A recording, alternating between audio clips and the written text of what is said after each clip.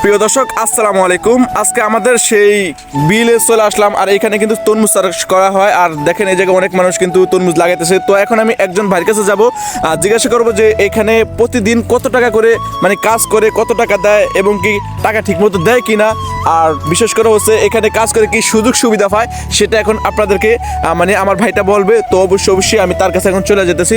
তো এই যে ভাইয়ের কাছে চলে আসলাম। ভাই আপনার নামটা একটু বলবেন? ওর নাম আব্দুল করিম। জি আব্দুল করিম। আচ্ছা, এই যে কাজ করেন কয় বছর ধরে কাজ করেন ভাই? এই কত 6-7 বছর। আচ্ছা, 6-7 বছর ধরে কাজ করেন।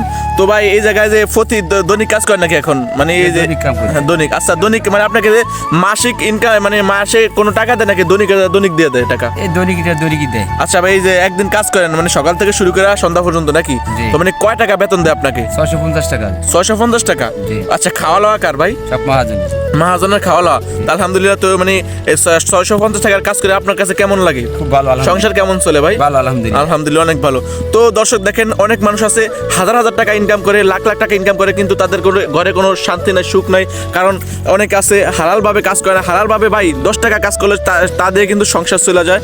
তো মানে এই যে যারা খেতে খামারে কাজ করে অনেকেই তাদেরকে তুচ্ছ চোখে দেখেন, এটা কিন্তু ঠিক না। আসলে যদি ফসল না করতো তাহলে হয়তো আপনারা যে শহরে বসে বসে কিন্তু এই যে ফসল ধান চাষ না করলে কিংবা ফসল না করে শহরে বসে বসে কিন্তু খাইতে পারতেন না।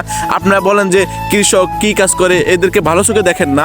তো এরা কখনোই করবেন না, কারণ তাদের কারণে কিন্তু আপনার ঘরে এক মুঠো খাবার জুটে। আপনার লাখ লাখ টাকা থাকবে ভাই, আপনার কাছে কোনো চাউল থাকবে না, তাহলে কিন্তু আপনি কিছুই খাইতে পারেন, আপনি কিন্তু টাকা খেয়ে থাকতে পারবেন না ভাই। এগুলা করা লাগবে। তো তাদেরকে কখনো খারাপ চোখে দেখবেন না, তাদেরকে একটু ভালো সাপোর্ট করে যাবেন। ইনশাল্লাহ তারা কিন্তু ভবিষ্যতে বড় কিছু করতে পারবো।